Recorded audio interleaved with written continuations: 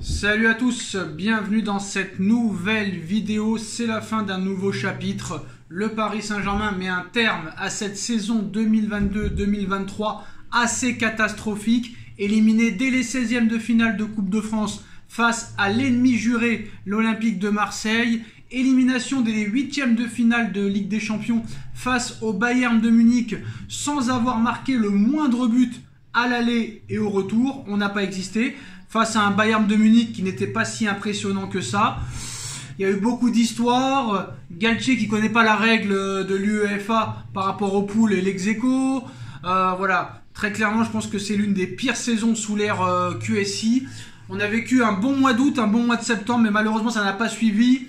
On s'y attendait très clairement, que la saison post-Coupe du Monde allait poser problème. Mais là, très clairement, maintenant, la question qu'il faut se poser, c'est est-ce que enfin le Paris Saint-Germain est prêt à tourner une page très noire, très noire depuis plusieurs années? Et on a l'impression que peut-être ça pourrait être possible, mais que ça ne sera pas possible. Parce qu'à l'arrivée, le naturel revient toujours au galop. Et c'est ce qui a fait que ces dernières années, on y a cru un petit peu au début, et à l'arrivée, on est retombé dans nos travers. Et je savais l'année dernière que très clairement, il fallait être très prudent. Et ça m'a donné raison, vu qu'en début de saison, malheureusement, ça a été très bien. Mais en milieu et en fin de saison, ça a été assez catastrophique. Alors, première nouvelle. Christophe Galtier ne sera plus le coach du Paris Saint-Germain. C'est le PSG qui l'a annoncé, c'est officiel. Galtier, c'était son dernier match ce soir. Galtier n'est plus l'entraîneur du Paris Saint-Germain. Ça, c'est la première chose. La deuxième chose, c'est que hier, le Paris Saint-Germain a officialisé le départ de Sergio Ramos. On nous expliquait depuis plusieurs semaines qu'il était possible que Ramos, grâce à son professionnalisme, qu'il soit reconduit une saison de plus. Ramos quitte officiellement le Paris Saint-Germain et va dans la case départ avec monsieur Christophe Galtier. Et enfin, troisième départ officiel, celui de Lionel Messi. Lionel Messi quitte officiellement le Paris Saint-Germain. Le PSG a officialisé le départ de Léo Messi ce soir. Léo Messi qui a été sifflé pour le dernier match de sa carrière au Paris Saint-Germain. D'ailleurs, Lionel Messi a parlé sur son départ. Il a dit qu'il a été très content d'avoir porté ce maillot, d'avoir joué avec de grands joueurs. Et puis voilà, il ne regrette pas son choix d'être venu au Paris Saint-Germain. Voilà, très clairement. Bon, au moins on aura eu le privilège, très clairement, de voir l'un des plus grands joueurs de l'histoire, l'un des plus grands joueurs de tous les temps, jouer au Paris Saint-Germain. On s'en souviendra quand même.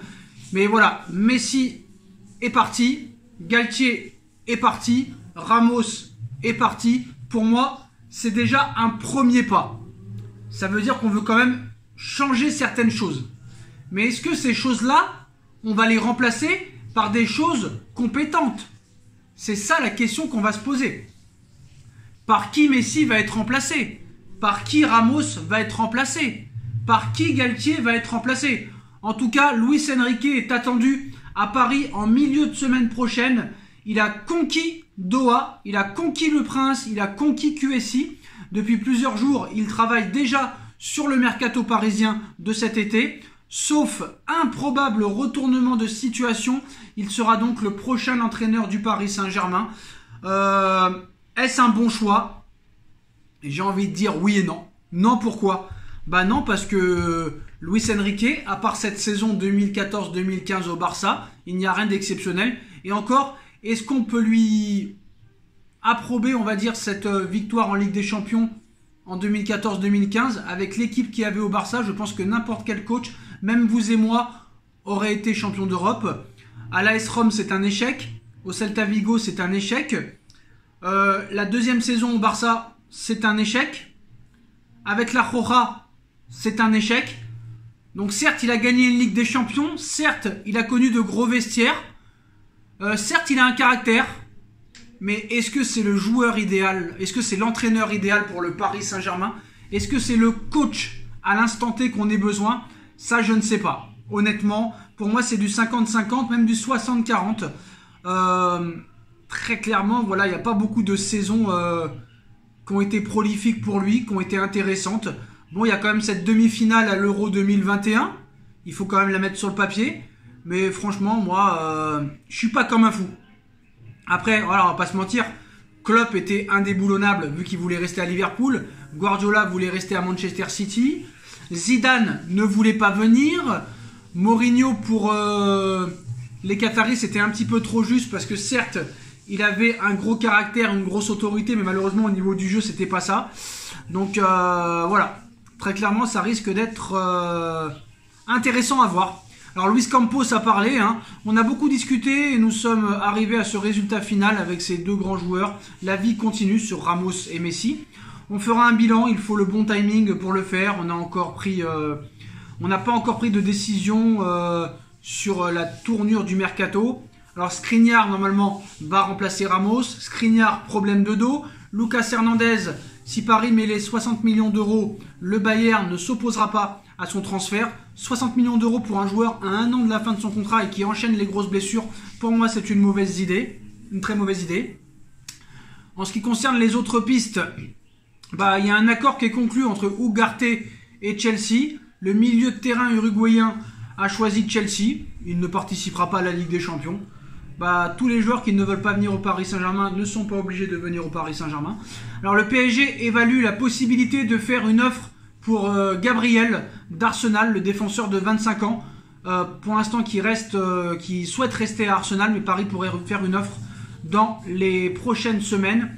Donc voilà, mais l'information principale de cette vidéo, c'est Luis Enrique qui est attendu la semaine prochaine à Paris. Le coach espagnol a su convaincre Doha. Cela fait déjà plusieurs jours qu'il travaille sur le mercato et sauf énorme retournement de situation, il sera le futur coach du PSG. Pour moi, c'est pas l'idée du siècle, mais c'est peut-être la moins pire vu les coachs disponibles. Voilà, très clairement.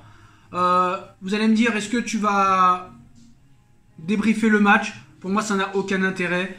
La moitié des joueurs ne seront plus là l'année prochaine. Je pense que en plus du départ de Messi, de Galtier et de Ramos, il faudrait que celui de Neymar et de Marco Verratti suive. Voilà. Est-ce qu'un Luis Enrique peut relancer un Neymar? Est-ce qu'un Luis Enrique peut relancer un Marco Verratti? Personne n'a réussi à le faire. Est-ce que lui y arriverait? J'en suis pas sûr. J'en doute sérieusement. Donc voilà.